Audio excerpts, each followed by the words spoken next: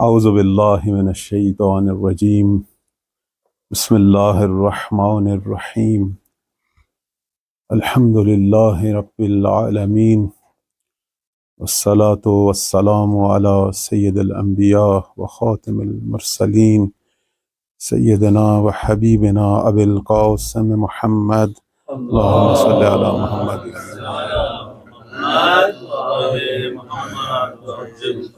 وعلى آلہ طیبین الطاہرین المعصومین سیما بقیت اللہ فی الارضین اللہم اجل لولیک الفرج اما بعد فقال رسول اللہ صلی اللہ علیہ وآلہ وسلم یخرج ناس من المشرق فیوطئون للمہدی سلطانہ صلوات پڑھیں اور محمد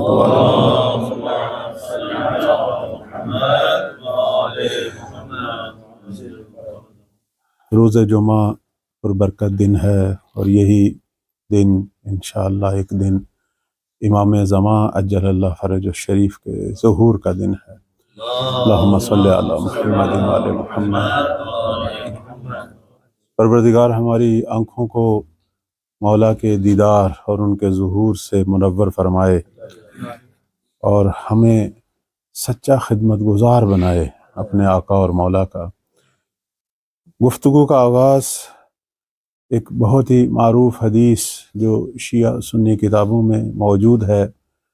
نبی اسلام فرماتے ہیں کہ مشرق سے لوگوں کا ایک گروہ نکلے گا، یخرج ناس من المشرق کہ فیوطئون للمہدی سلطانہ، کہ جنہوں نے امام مہدی کی حکومت کے لیے راہ ہموار کرنی ہے، جنہوں نے اپنے آپ کو تیار کرنا ہے اپنے زمانے کے امام کے لیے، اور کچھ خیر و برکت کے قدم انہوں نے اٹھانے ہیں۔ دو چیزیں جو اس حدیث سے ظاہر ہو رہی ہیں وہ یہ ہے کہ شرق نے بلاخر غلبہ پانا ہے غرب پر۔ دنیا کی اصلاح کرنے والی قوم جو ہے وہ مشرق سے نکلنی ہے۔ ویسے یہ ہماری روایات میں ایک گفتگو کہ اکثر جو انبیاء پروردگار کی طرف سے وہ بھی سب سے زیادہ جو ہے وہ سرزمین مشرق میں آئے۔ بڑے بڑے مفکر جو دنیا میں جنہوں نے اصلاحی کام کیے یا جنہوں نے مکتب بنائے، چاہے وہ چینی ہوں، جاپانی ہوں، چاہے وہ عجم کے ہوں، چاہے وہ عرب کے ہوں، ان سب کا تعلق جو ہے وہ مشرق سے ہے۔ سرزمین مشرق جو ہے وہ بڑی ہموار ہے اس اعتبار سے۔ مختلف آپ دیکھیں اس وقت دنیا کے 3 بڑے دین آپ ملاحظہ فرمائیں، اسلام ہے، یہودیت ہے، عیسائیت ہے، سب کا آغاز مشرق سے ہے۔ انبیاء سرزمین مشرق میں آئے۔ اس کے علاوہ ہندو مت، بدھ مت، پتہ نہیں کتنے جو چین سے، جاپان سے تعلق رکھنے والے جو نظریات ہیں یا مکاتب ہیں، جو بھی آپ میں سے ادیان اور مکاتب سے کے حوالے سے تخصص رکھتے ہیں، وہ سب جانتے ہیں کہ سرزمین مشرق جو ہے یہ وہ پروردگار نے یہاں وہ استعداد اور وہ افراد اس سرزمین کو دیے ہیں کہ جن کے پاس یہ پاور ہے کہ وہ دنیا کو تبدیل کریں، حتیٰ غرب کو متاثر کریں۔ اس لیے امام مہدی علیہ السلام کا ظہور اور ان کے ناصر جو ہیں وہ بھی سرزمین شرق سے، مشرق سے تعلق رکھتے ہیں۔ اس لیے پیغمبر فرماتے ہیں کہ یہ مشرق کے لوگ ہیں کہ جو بلاخر قدم اٹھائیں گے اور دنیا کی تقدیر بدلیں گے۔ لیکن ابھی اس وقت جو ہے ہم اہل مشرق جو ہیں وہ معمولاً مغلوب ہیں اہل غرب سے، ہر اعتبار سے، علمی اعتبار سے، ٹیکنالوجی کے اعتبار سے، حتیٰ اخلاقیات کے اعتبار سے بھی۔ آپ یقیناً جاتے ہوں گے مغربی ممالک میں، ہم ایک سادہ سے اخلاقی مسائل میں بھی ان سے پیچھے ہیں۔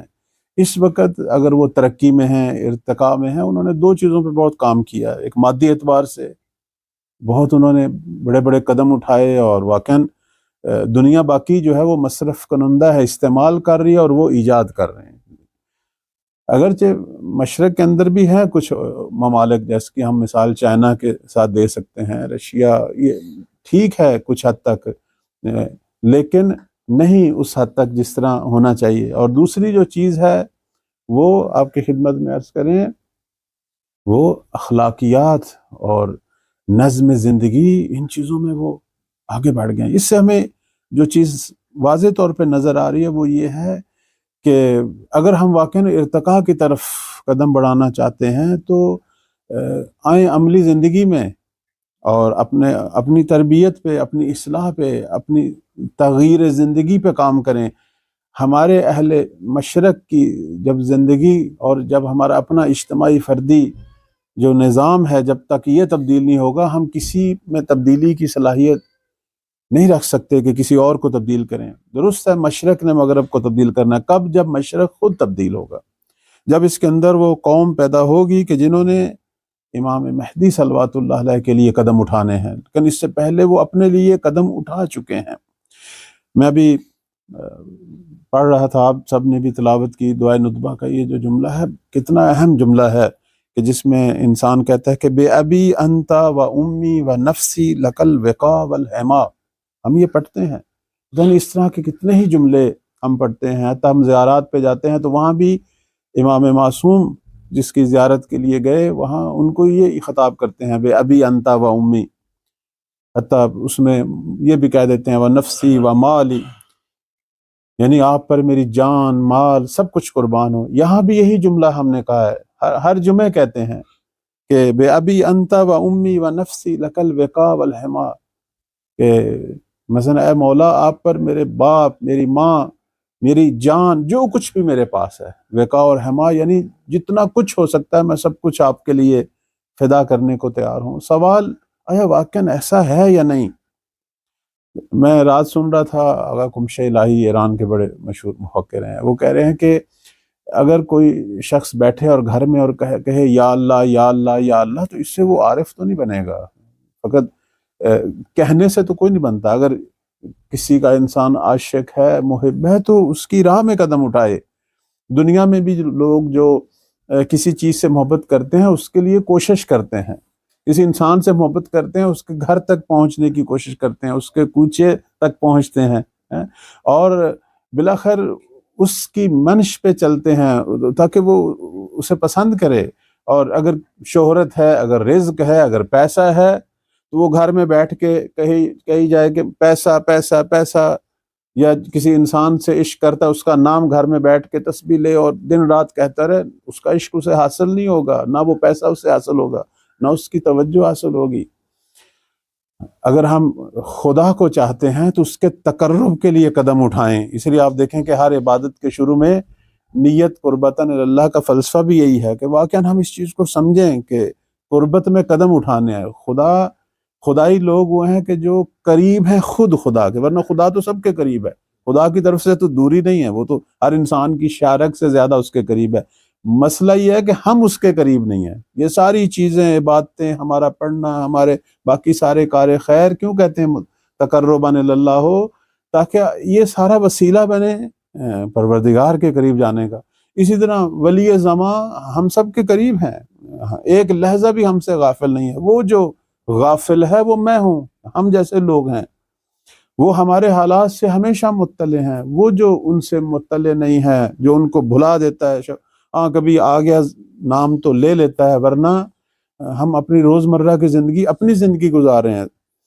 عرض خدمت یہ ہے کہ امام کب ظاہر ہوں گے؟ جب میں اور آپ کی زندگی مہدوی ہوگی، جب شب و روز ہماری ہم و غم یہ ہوگا کہ ہم نے ان کی منشا کے مطابق زندگی گزارنی ہے، ان سے عشق کرنا ہے، ان کی توجہ چاہنی ہے، کوئی ایسا کام کروں کہ ان کی نگاہوں میں آؤں، ان کی دعاؤں میں آؤں، بالآخر امام کی توجہ میری طرف ہو۔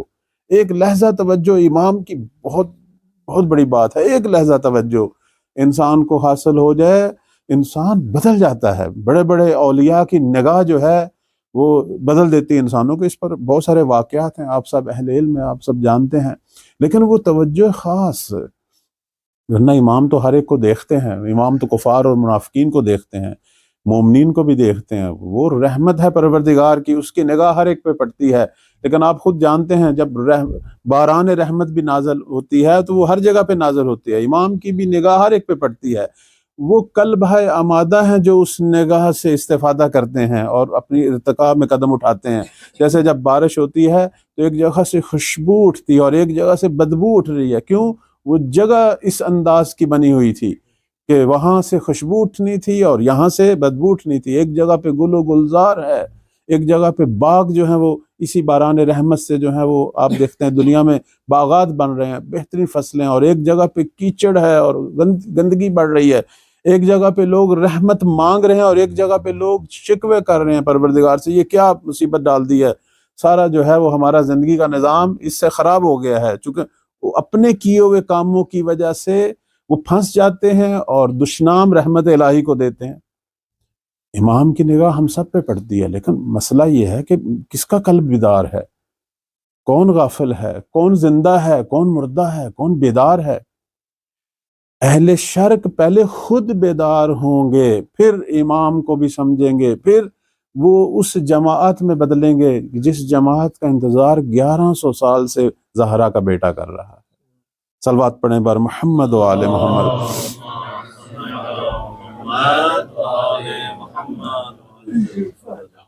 مولا امام حسین صلوات اللہ علیہ کو کتنے لوگوں نے خط لکھے، ہمارے سامنے ہیں یہ واقعات، ہماری کتابوں میں لکھے ہیں.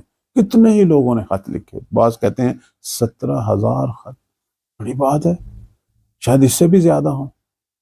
نقل قول ہمیشہ مختلف ہوتے ہیں، لیکن ایک چیز جو بڑی عجیب ہے، میں اسی دعائے ندبہ کے اسی جملے کے حوالے سے ہی عرض کروں گا، اور یہ دونوں جو میں نے روایت جو پڑھی ہے اور یہ دعائے جملے، یہ ہمارے لیے کافی ہے آج کے دن. اسی کا تجزیہ ہم نے کرنا ہے کہ ہم کہاں ہیں. صرف یا مہدی ہونے سے کچھ نہیں ہوگا. ہاں اثر ہے، مولا کے نام کا بڑا اثر ہے، اس میں اعظم ہے، لیکن دل آمادہ ہو نا، پھر ورنہ کچھ بھی نہیں ہوگا. عرض خدمت یہ ہے کہ اتنے لوگوں نے خط لکھے، اتنے لوگوں نے خط لکھے. امام تشریف لے آئے، کوفہ اور بصرہ سے لکھے جانے والے خط اور امام کا آنا. لیکن ایک چیز جو عجیب ہے وہ یہ ہے کہ سرزمین کربلا پہ جب مولا پہنچے اور مد مقابل جو لشکر تھا وہ شامی لشکر نہیں تھا، وہ کوفی تھے لوگ. وہ جو سامنے لشکر تھا اس کے اندر وہ لوگ بھی تھے، ایک تعداد ان لوگوں کی بھی تھی جنہوں نے خط لکھے ہوئے تھے، اور یہ تو ہم پڑھتے ہیں مقاتل کی روایات میں. امام نے انہیں کہا اے فلاں اے فلاں اے فلاں، آپ نے تو خط لکھا تھا، آپ نے تو کہا تھا کہ مولا امیر شام دنیا سے چلا گیا ہے، ہم آمادہ ہیں.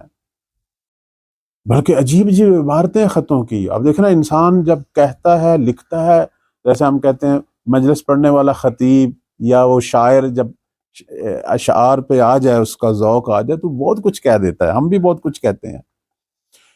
آپ کہا کہ بچے جوان ہو گئے ہیں، بلکہ عربوں نے وہ مثال دی فصل کے کاٹنے کا زمانہ آ چکا ہے، یعنی قربانیاں دینے کا زمانہ آ گیا. ہم اپنے جوان آپ کو دینے کے لیے تیار ہیں، آئیں. لیکن جب مولا پہنچے تو یہ خود قتل کرنے کے لیے آئے ہوئے تھے. امام نے ان سے سوال کیا آخر ہوا تمہیں کیا ہے؟ ایک چیز جو مد مقابل گفتگو میں سنی گئی، دیکھنا ہماری حقیقتیں ساری جو ہیں وہ کہاں کھلیں گی. خدا نہ کرے ہمارے حقائق جو ہیں وہ اس برے انداز سے کھلیں کہ ہم امام کے مد مقابل کھڑے ہوں. نعوذ باللہ نعوذ باللہ. انہوں نے آگے سے کیا کہا؟ انہوں نے کہا کہ خفنا طرح العطا، یہ جملہ ہے آپ اسے، کہ ہمیں ابن زیاد نے جو طرح العطا میں بیان کروں کہ اس زمانے کے اندر بیت المال سے ہر شخص کو ایک سہم ملتا تھا، ایک حصہ ملتا تھا، جسے ہم ایران میں یارانے سے تعبیر کرتے ہیں. ابن زیاد جب آیا وہ کوفہ اور بصرہ پر جو حاکم ہوا، اس نے کوئی کسی قبیلے سے جنگ نہیں لڑی، حالانکہ مد مقابل جناب مسلم کے ساتھ ہزاروں لوگ تھے، ابن زیاد کے ساتھ تو چند آدمی تھے. لیکن اس نے آ کے ایک بنیادی چیز پہ ہاتھ رکھا. اسے پتا تھا نا، وہ خود بھی عرب تھا، وہ خود بھی اس زمانے کا انسان تھا، اسے پتا تھا کہ یہ سارے جو ہیں یہ ہوا چلی ہوئی ہے بس، ورنہ کچھ بھی نہیں ان کے اندر. اس نے آ کے ایک اعلان کیا، اس نے کہا میں طرح العطا کو بند کر دوں گا، میں آپ کا بیت المال سے جو حصہ ہے، جو بھی مسلم کے ساتھ ملا، جو بھی حسین ابن علی کی طرف گیا ان کی دعوت پر یا ان کے ساتھ ہمراہ ہوا، میں اس کا سہم بیت المال بند کروں گا. نہ کہ صرف اس کا بند کروں گا بلکہ اس کے پورے قبیلے کا. اگر کسی قبیلے سے ایک شخص بھی سید الشہداء کی حمایت میں مسلم کے ساتھ ہمراہ ہوا۔ کیسے عجیب بات نہیں ہے، جب مغرب کی نماز شروع ہوئی تو ہزاروں لوگ تھے، کیا ہوا کہ عشاء کی نماز ختم ہوئی تو پیچھے ایک دو ہی بچے تھے۔ کس چیز نے کھینچا تھا انہیں؟ اگر آپ غور فرمائیں، وہ شام سے آنے والی فوج کا خوف، یہ ساری چیزیں اپنی جگہ مؤثر ہیں، لیکن ایک اہم چیز جو تھی وہ طرح العطا تھی۔ یہ وہ نقطہ ہے کہ عاشورہ کے دن، بلکہ نہم، شاید نہم میں جب مولا کی گفتگو ہو رہی تھی عمر ابن سعد کی فوج کے ساتھ اور ان کوفیوں کے ساتھ جنہوں نے خط لکھے تھے، جنہوں نے مولائی یا حسین اے فرزند رسول اتنی عقیدت کے اظہار، اور اب سر جھکا کے کیا کہتے ہیں؟ خفنا طرح العطا، ابن زیاد نے طرح العطا کے ذریعے ہمیں ذلیل کر دیا، جس کی وجہ سے ہم مجبور ہو گئے، کیونکہ صرف ایک آدمی کا بیت المال سے حصہ بند نہیں ہونا تھا، ایک آدمی کی ہمراہی سے پورے قبیلے کا بند ہونا تھا۔ اب نتیجہ کیا نکلا؟ قبیلے کے لوگ جو ہیں وہ خود ہی اپنے لوگوں کو کھینچ کے لے گئے کہ بھئی پورا قبیلہ جو ہے وہ مالی مشکلات کا شکار ہو جائے گا، بلکہ وہ ایسے لوگوں کو پکڑوا رہے تھے کہ پکڑیں، یہ ہمارے پورے قبیلے کے لیے مصیبت کا باعث بن رہا ہے۔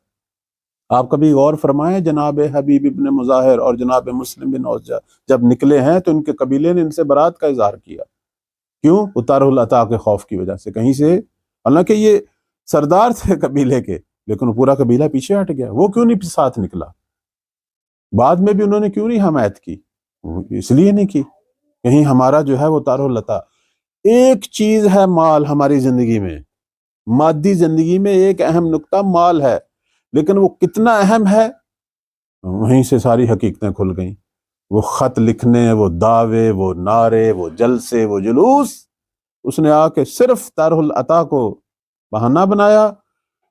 پورا لشکر، جو اتنا بڑا لشکر نیزے اور تلواریں لہرا رہا تھا جناب مسلم کے پیچھے، سب بھاگ گئے، سب چھوڑ گئے، کہیں ہمارے پیسے بند نہ ہو جائیں۔ اور بلکہ برعکس ابن زیاد نے انہی کے نیزوں اور تلواروں کو امام حسین علیہ السلام اور جناب مسلم کے خلاف، اور اسی طرح تمام تر یہ الہی جو تحرک ہوئے، اس کے بعد بھی ہوئے، جناب زید کا قیام اس کے بعد بھی ہوئے۔ بڑے میرے بزرگوں، علماء کرام، ہم کہتے تو بہت کچھ ہیں، لیکن کہنا اور کچھ ہے، آمادہ ہونا کچھ اور ہے۔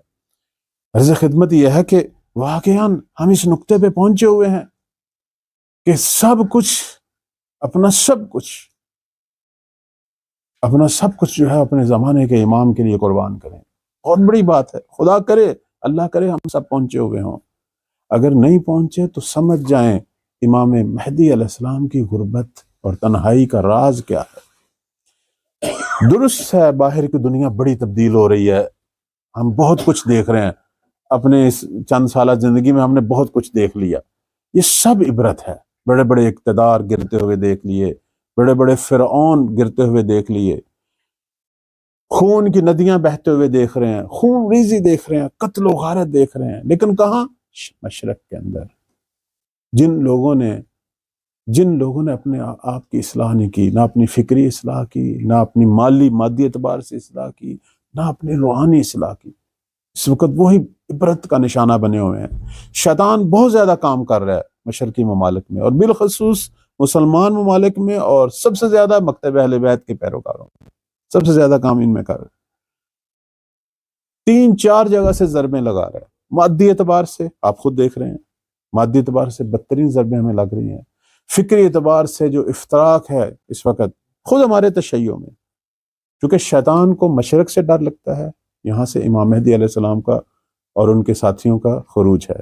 مشرق نے پوری دنیا پر تسلط پانا ہے، اور جب بھی مشرق سے امام کا ظہور ہوگا اور ناصرین کا، تو دنیا کے سارے ظالم مریں گے، خود ابلیس بھی مرے گا، کیونکہ یہ تو ہماری روایات میں ہے، بلکہ آپ اس کو بھی چیک بھی کر سکتے ہیں کہ شیطان نے جب اللہ سے یعنی اپنا وقت مانگا قیامت تک، اس نے قیامت تک زندہ رہنے کا وقت مانگا، تو اللہ نے وقت معلوم کہا کہ تجھے اجازت ہے وقت معلوم تک۔ اس کے ذیل میں آپ احادیث اور روایات دیکھیں، فرماتے ہیں کہ یہاں وقت معلوم سے مراد خروج المہدی ہے، یعنی امام مہدی علیہ السلام جب ظہور فرمائیں گے، جیسے دنیا کے باقی سارے ظالموں کو ماریں گے، خود ابلیس کو بھی ماریں گے. یعنی یہ جو ظالم جن ہیں، شیاطین، ان کا بھی وقت آخر آ جائے گا، یہ بھی مارے جائیں گے. جیسے انسانوں کے اندر ظالم مارے جائیں گے، یہ بھی، چونکہ زمین کو ظالموں سے پاک کرنا ہے. زمین میں کون ظلم بپا کیے ہوئے ہیں، کون شر بپا کیے ہوئے ہیں؟ جن و انس. ان دونوں میں، دونوں کو مولا ماریں گے، دونوں میں سے جو ظالم ہے. لیکن ان سب سے بڑا جو ظالم ہے اور سب سے بڑا جو شر کا مرکز ہے، وہ چیز ہے جس نے ابلیس کو ابلیس بنایا. وہ چیز ہے جس نے جن کو اللہ ان کو بھی فطری طور پر نیک ہی پیدا کرتا ہے، جیسے انسان علی الخیر پیدا ہوتے ہیں. وہ عادتیں ہیں، وہ ماحول ہے، وہ ہمارا اپنا رویہ ہے، ہمارے اپنے ارادے ہیں جو سب کو ظالم بنا دیتے ہیں. فرق نہیں کرتا جن و انس، ورنہ اللہ نے دونوں کو اپنی عبادت کے لیے خلق کیا. قرآن کیا کہہ رہا ہے کہ میں نے جن و انس کو اپنی عبادت کے لیے، یعنی مطلب ولادت فطرتاً خیر پہ ہے، وہ خود بدی کی طرف آ جاتے ہیں. ابلیس شروع میں یعنی ایک ایسا شخص تھا جس نے اتنے ہزار سال عبادت کی، لیکن چونکہ اپنی اصلاح نہیں کی، ایک تکبر جو ہے وہ ابھی تک اسی تکبر میں مبتلا ہے، اور اس نے اسے ابلیس بنا دیا، شر بنا دیا، شیطان بنا دیا. لیکن اس سے بڑے بڑے شیطان خود ہمارے اندر ہیں. بہت سارے لوگ ہیں، خود شاید ہم بھی بہت سارے موضوعات کے اندر ابھی بھی خدا کی عبودیت کا ویسے حق ادا نہ کر پا رہے ہیں اپنے زمانے کے امام کی. تو میں یہ عرض کر رہا تھا کہ سب سے زیادہ کام مشرق میں کر رہا ہے. مشرق کے حالات جو ہیں وہ سب سے زیادہ خوفناک اور ہولناک ہیں اس وقت، چونکہ شیطان کو خوف ہے مادی اعتبار سے بھی اور فکری اعتبار سے بھی. آپ دیکھیں، میں چلے باقی سب کو چھوڑتا ہوں، شیعوں میں آ جاتا ہوں. فکری اعتبار سے بھی شیعہ گروہ در گروہ تقسیم ہے. آپ دیکھیں ابھی اس وقت ہم کن حالات سے دو چار ہیں. ہمارے اندر کوئی ہم آہنگی نہیں ہے فکری اعتبار سے. کسی ایک ملک کے اندر، کسی ایک شہر کے اندر اتنے دھڑے، اتنی تنظیمیں، اتنے جو ہیں وہ آپ کے سامنے ہیں، لیکن ایک چھوٹے سے مسئلے کے اندر اپنے ہم مکتب کے ساتھ واقعاً ہم دلی کے ساتھ وحدت کرنے کے لیے تیار نہیں ہے. ویسے نام بڑے پیارے پیارے ہم نے رکھے ہوتے ہیں اپنی تنظیموں کے، لیکن نہیں ہوتے. اور یہ فکری اور باقی جو روحی اعتبار سے، باطنی اعتبار سے ایک چھوٹا سا مسئلہ جو ہے وہ ہمیں گرانے کے لیے کافی ہے، ہمیں امام کے پیچھے سے ہٹانے کے لیے کافی ہے. بہت کام ہے ابھی اپنے آپ کو آمادہ کرنے کا، بہت زیادہ. میں ایک چھوٹی سی توقیع جو امام زمان اجل اللہ فرج الشریف سے صادر ہوئی، اللہم صلی اللہ محمد جناب شیخ مفید علیہ رحمان ہے، تو یہ غیبت کبریٰ کے فقہا میں سے، لیکن ان کو یہ عظمت حاصل ہوئی تھی کہ امام زمان اجل اللہ فرج الشریف سے خط و کتابت ہوتی تھی، اور ان کی توقیات درج ہیں ہماری کتابوں میں، احتجاج تبرسی میں ہیں، بہار میں ہیں، اور بھی. پوچھا گیا مولا کیوں ظہور نہیں ہو رہا؟ شیعہ مشتاق ہیں آپ کے ظہور کے. فرمایا کاش ہمارے شیعہ، اب میں اس کا اپنے، ویسے آپ متن دیکھ لیں، بہترین خوبصورت متن ہے، اور واقعاً انسان کو بہت ساری چیزیں سوچنے پہ مجبور کر دیتا ہے. فرماتے ہیں کہ وَلَوْ أَنَّ أَشْيَاءَنَا، یہاں سے یہ متن شروع ہوتا ہے توقیع کا. میں اس کو اب اپنے لفظوں میں کہتا ہوں، وَفَّقَهُمُ اللَّهُ لِطَاعَتِهِ. فرماتے ہیں کہ اگر ہمارے شیعہ، ساری باتوں کو چھوڑ دیتے ہیں، اگر ہمارے شیعہ ہم دلی پیدا کرتے اور ہم سے وفا کرتے، معصوم نے 1000 سال پہلے تقریباً فرمایا، اگر ہمارے شیعہ ہم دلی پیدا کرتے، ہم دلی، فرماتے ہیں کہ میرے ظہور میں تاخیر نہ ہوتی، میرے ظہور میں تاخیر نہیں ہوتی. امام مہدی کا ظہور سوریہ، یمن، خراسان، ان چیزوں سے وابستہ نہیں ہے. ہم نے اپنی ساری اس وقت توانائیاں ان چیزوں پہ صرف کی ہوئی ہیں، نہیں، ان چیزوں سے وابستہ نہیں ہے. مولا کا ظہور ان علاقوں سے وابستہ نہیں ہے. مولا کا ظہور میں اور آپ سے وابستہ ہے، میں اور آپ کی فکری تبدیلیوں سے، روحی ارتقاء سے وابستہ ہے. ورنہ اس 1100 سال میں کیا ہوا مشرق وسطیٰ میں؟ بدترین حالات سے دو چار ہوا، پتہ نہیں اب بھی ہوگا. میں نے اس دن بھی عرض کیا تھا کہ وہ خراسانی، وہ یمانی، وہ سفیانی جس نے خارج ہونا ہے، جس نے خروج کرنا ہے، وہ مولا کے ظہور سے 6 ماہ پہلے یہ تینوں نکلیں گے، تینوں رہبر دنیا کے. یہ 6 ماہ اور ظہور یعنی ایک ہی چیز ہے، ایک ہی واقعہ ہے کہ جس کو اس انداز سے روایات میں ترتیب دی گیا۔ اصل یہ مسئلہ نہیں ہے، 6 ماہ سے پہلے وہ انصار مہدی جنہوں نے تیار ہونا ہے اور دنیا کے اندر ایک دوسرا محور خیر، محور الہی تشکیل دینا ہے، شیطانی اور ظالمانہ محور اور مرکز کے مد مقابل، وہ اہم ہے۔ وہ جب بھی تیار ہوں گے یہ حالات بڑی تیزی سے اس طرح ہو جائیں گے جس طرح پروردگار چاہتا ہے۔ ہماری دعائیں، ہمارا ہر عمل اس چیز میں، اللہ کا شکر ہے کہ ہماری دعائیں ہیں لیکن کافی نہیں ہیں۔ ہم اپنے ساتھ ساتھ کچھ قدم اٹھائیں، امام زمان کے انصار کی خصوصیات پڑھیں، اپنے اندر وہ تبدیلیاں لانے کی کوشش کریں۔ دیکھیں میرے لیے کیا مہم ہے، واقعا میں اپنے ساتھ سچا ہوں نا، میرے لیے کیا چیز مہم ہے، واقعا میرے لیے امام سب سے زیادہ اہم ہے، ان کی اطاعت سب سے زیادہ اہم ہے۔ میں سب چیزوں کو قربان کر سکتا ہوں، میں سچا ہوں اس کہنے میں، کہنا بھی ضروری ہے، میں اس کا مخالف نہیں ہوں، کوئی بھی مخالف، چونکہ یہ کہنا ہو سکتا ہے تلقین بن جائے میرے نفس کے لیے، میرے روح کے لیے، وہ کہنا چاہیے، اسے نہیں چھوڑنا، حداقل یہ چیز رہے، لیکن یہ کافی نہیں ہے، اس پر جو ہے وہ انحصار نہ ہو، واقعا میں ایک ایک کر کے اگلا قدم بھی اٹھاؤں۔ امام منتظر ہیں ہمارے قدم کے، چھوٹے چھوٹے قدم کیوں نہ ہو، ایک چھوٹی چھوٹی تبدیلی خود بخود بڑی تبدیلیوں کا باعث بنے گی۔ مولا نے رمز ظہور بیان کیا 1000 سال پہلے کہ تم شیعہ جس دن ہم دل ہو گئے، صرف جسمانی طور پر ایک دوسرے کے قریب بیٹھنا سے ہم دلی پیدا نہیں ہوتی، کسی ایشو میں، کسی مسئلے میں چند دن کے لیے بیٹھ گئے، ہر ایک کو اپنی اپنی پڑی ہوتی ہے کہ میں میڈیا میں زیادہ نظر آؤں، میری تصویریں زیادہ کھینچی جائیں، چودھری میں بنوں اس مسئلے میں، میرا نام ہو، یہ ہمیں سب کو پتا ہے، یہ چیزیں کافی، یہ چیزیں جو ہیں یہ تو خلاف ہیں اس چیز کے جو مولا چاہتے ہیں۔ اصل یہ ہے کہ واقعی دل و جان سے ایک دوسرے کو چاہیں، ایک دوسرے سے محبت ہو، ایک دوسرے کی مدد ہو۔ کہتے ہیں کہ جب امام زمان علیہ السلام کے انصار ظاہر ہوں گے پوری دنیا سے، چکے یہ لوگ ظاہر ہوں گے، اب یہ روایات میں آپ دیکھیں ایک خصوصیت ان کی، یہ دنیا کے مختلف قبائل اور ممالک سے ہوں گے، حتیٰ ایک دوسرے کو پہلے جانتے بھی نہیں ہوں گے، ہو سکتا ہے بہت سارے لوگ نہ جانتے ایک کس ملک سے ایک ملک، لیکن ان کی ایک خصوصیت ایسی ہے، وہ کیا ہے کہ یہ کاملاً اخلاق میں، تقوی میں، کردار میں ایک دوسرے کے شبیہ ہوں گے۔ کیونکہ آپ دیکھیں جو متقی شخص ہے نا، وہ دنیا کے جس کونے میں بھی رہ رہا ہو وہ ایک دوسرے متقی کے بالکل شبیہ ہوتا ہے، چاہے کسی اور کونے میں ہو، کیونکہ تقوی کا اپنا ایک معیار ہے، جو بھی اس معیار پر آئے گا اس کی اندرونی حالتیں بدل جائیں گی، اس کے انداز بدل جائیں گے، اس کے اعتبار بدل جائیں گے، اس کی گفتار بدل جائے گی، اس کا ظاہر باطن اور طرح کا ہو جائے گا۔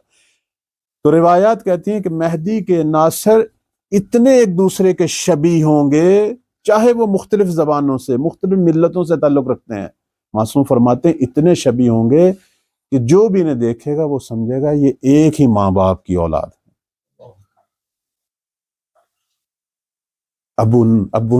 ابوہم و امہم واحد، ایک ماں باپ کی اولاد۔ امام اس ملت کے منتظر ہیں، پروردگار ہمیں اس طرح کی ملت بنائے تاکہ ہمارے امام کی تنہائی ختم ہو، ورنہ امام تو فقط خیر و برکت ہے، امام فقط خیر و برکت ہے، اور ہمیشہ ہمارے لیے ہم جس حال میں بھی ہوں، یہی جو ہم چند ذکر کر دیتے ہیں، یہ دعائیں پڑھ لیتے ہیں، یہ بہت کچھ ہے۔ میں پہلے بار بار کہہ رہا ہوں اس کو نہیں چھوڑنا، اس کو بڑھایا جائے، دعائیں جگہ جگہ ہو، جگہ جگہ ذکر ہو، جیسے چھٹے مولا فرماتے ہیں کہ میرا یہ دل کرتا ہے ہمارے شیعہ ہر 70 قدم پہ ذکر بپا کریں ہمارا، چونکہ اصل میں ذکر خدا یہی ہے، خدا تک پہنچنے کا، لیکن کافی نہیں ہے، کافی نہیں ہے، اس سے غربت ختم نہیں ہوگی، مولا کی تنہائی ختم نہیں ہوگی، اس سے دنیا کے حالات بدلیں گے نہیں۔ آئیں واقعاً اپنے آپ کو سرباز بنائیں، اپنے اور امام کی مرضیوں میں، اپنی اور امام کی مرضیوں میں دیکھیں کس کی مرضی جو ہے وہ غالب ہونی چاہیے، اس کو غالب کریں، اپنے اطوار، اپنی گفتار، اپنے حتیٰ تبلیغ کے اندر کس موضوع کو بیان کروں، ہر چیز میں سرباز مہدی بنے، اور اللہ ہمیں سرباز مہدی بنائے تاکہ میرے مولا کی تنہائیاں ختم ہو۔ آج کا حسین آج کی کربلا میں اسی طرح منتظر ہیں جس طرح 61 ہجری کے حسین منتظر تھے۔ اس لیے آپ دیکھیں جب حبیب گھر سے نکلے کس طرح نکلے، چونکہ جناب حبیب کا ذکر آیا تو میرا دل کر رہا ہے میں بس ایک جملہ مصائب کا پڑھ دوں، وہی مصائب جو ہمارے ہاں عام طور پر پڑھا جاتا ہے، میں اسی میں سے ایک جملہ کہ جناب حبیب جو ہیں جب ان کو پیغام ملا، مولا کہا کہ اے حبیب، اے فقی حبیب، جناب حبیب کو فقی کہا گیا۔ یہاں فقی سے مراد کو مجتہد یا فتویٰ میں فقی نہیں تھا، فقی یعنی زمانہ شناس، معرفت امام رکھنے والا۔ مولا کو پتہ تھا کہ کون سے فقی ہیں، ہم سب کو وہ فقی بننا چاہیے۔ کہا ہے اے حبیب، اے فقی حبیب، میں اپنے لفظوں میں کہہ رہا ہوں، حبیب میں اکیلا رہ گیا ہوں کربلا میں، ہماری مدد کو آئیے۔ کتنا آپ اس جملے کے اندر اس درد کو دیکھیں، فرماتے ہیں حبیب میں اکیلا رہ گیا ہوں، میری مدد کو جناب حبیب کہتے ہیں کہ دسترخوان پہ بیٹھے ہوئے تھے جب یہ قاصد پہنچا تھا نا، تو ان کی زوجہ نے پوچھا کون تھا؟ کہا قاصد حسین تھا۔ کیا لکھا ہوا تھا؟ کہ حسین اکیلا رہ گئے ہیں، سرزمین نینوا پہ پہنچے ہیں، کربلا میں دشمنوں نے محاصرے میں گھیر لیا ہے اور حسین اکیلا رہ گئے۔ زوجہ نے پوچھا، اب دیکھیں کتنا حبیب نے اپنے گھر کام کیا ہوا تھا۔ زوجہ نے پوچھا پھر حبیب تیرا کیا پروگرام ہے؟ حبیب نے دو جواب دی۔ ایک جواب دیا کہ مجھے ڈر ہے کہ اگر میں نکلوں ابن زیاد ہمارے گھر کو نہ گرا دے، کیونکہ اس نے کہا تھا کہ جو بھی نکلے گا میں اس کے گھر کو گرا دوں گا۔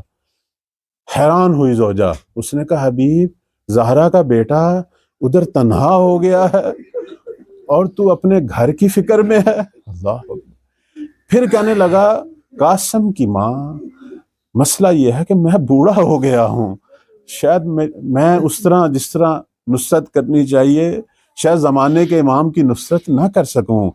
اب یہ ہمارے جو مصائب میں جو جملہ پڑھا جاتا ہے یقیناً ایسا ہوگا، یقیناً ایسا ہوگا۔ کہتے ہیں وہ خاتون تڑپ کے اٹھی اور کہنے لگی کاش میں مرد ہوتا اور حسین کا یہ خط مجھے ملا ہوتا، آج زمانے کے حسین کو میں تنہا نہ چھوڑتی۔ حبیب تو کل زہرا کو کیا جواب دے گا روزے قیامت؟ بس اس نے کہا کہ قاسم کی ماں میں تو یہی تجھے دیکھنا چاہتا تھا کہ میں تو جا رہا ہوں، تو یہ سارے مصائب امام کی ہمراہی میں جو بعد میں ہم پہ وارد ہونے ہیں، ہمارے گھر کو گرایا جائے گا، ہمارے بچوں کو مارا جائے گا، تو تحمل کرنے پہ تیار ہے یا نہیں؟ بس تجھے میں دیکھ رہا تھا، ورنہ کیسے ہو سکتا ہے کہ حبیب کو حسین بلائے اور حبیب نہ جائے؟ اللہ اکبر۔ کہتے شب عاشور جب میرے مولا نے کہا نا کہ آپ چلے جائیں، آپ چلے جائیں، اب چونکہ حبیب کا ذکر میں بس ایک جملہ چھوٹا سا ان کا، کہتے ہیں کہ جب مولا نے کہا چلے جائیں تو سب نے اپنی اپنی محبت اور عقیدت کے اظہار کیے، تو حبیب نے بھی اٹھ کے کہا حسین آپ تو کہہ رہے ہیں ہم چلے جائیں، لیکن مجھے یہ بتا روز محشر جب زہرا کے سامنے جاؤں گا اور وہ کہے گی حبیب تو بچپن کے دوست حسین کو کہاں چھوڑ کے؟ اللہ لعنت اللہ علی الظالمین سیعلم الذین ظلموا ای منقلب ینقلبون۔ پروردگارہ ان روتی آنکھوں سے تیری بارگاہ میں بحق محمد و آل محمد، بحق امام زمان، بحق سید الشہداء، بحق اولیاء، بحق شہداء کربلا، پروردگارہ ہمیں حقیقی معنوں میں زمانے کے امام کے خدمت گزار ناصروں میں سے قرار دے، مولا کے ظہور میں تاجیل فرما، ہم گناہ گاروں کو امام زمان کی دعاؤں اور نگاہوں میں قرار دے، پروردگارہ بحق محمد و آل محمد ہمارے گناہوں کو معاف فرما، عالم بعمل بننے کی توفیق عطا فرما۔ خدایا اس گھر میں، اس گھر والوں پر، یہاں حاضرین پر اپنی رحمتیں اور برکتیں نازل فرما۔ پروردگارہ اس محفل کے بانی، اس صاحب خانہ، ان کی دعاؤں کو اپنی بارگاہ میں قبول فرما، ان کی حاجتوں کو پورا فرما، اس گھر کے بچوں کو سرمایہ امام زمان قرار دے۔ پروردگارہ اس گھر میں رزق خیر برکتیں نازل فرما، اس گھر کے مرحومین کے درجات بلند فرما۔ خدایا بحق محمد و آل محمد جہاں جہاں بھی شیعہ موجود ہیں، خدایا سب کو ظالموں کے شر سے محفوظ فرما، خدایا مظلوم مسلمانوں کی مدد فرما، خدایا جبہ مقاومت کی مدد فرما، خدا مظلومان فلسطین، لبنان، سوریہ، پاکستان، ہند، جہاں جہاں بھی مسلمان مورد ظلم واقع ہو رہے ہیں، خدایا سب کی حفاظت فرما، ہمارے منجی، ہمارے مسیحا، ان کے ظہور میں تعجیل فرما۔ پروردگارہ بحق محمد وآل محمد حاضرین کی جو جو دعائیں ہیں تو بہتر جانتا ہے دلوں کے حال کو، ہماری دعاؤں کو قبول و منظور فرما۔ اگر کوئی بیمار ہیں انہیں شفا عاجلہ و کاملہ عطا فرما، ہمارے بچوں اور جوانوں کو امام مہدی کے سرباز بنا۔ پروردگارہ بحق محمد وآل محمد رزق خیر میں اضافہ فرما، خدایا ہمیں اپنی اصلاح اور تربیت کی توفیق عطا فرما۔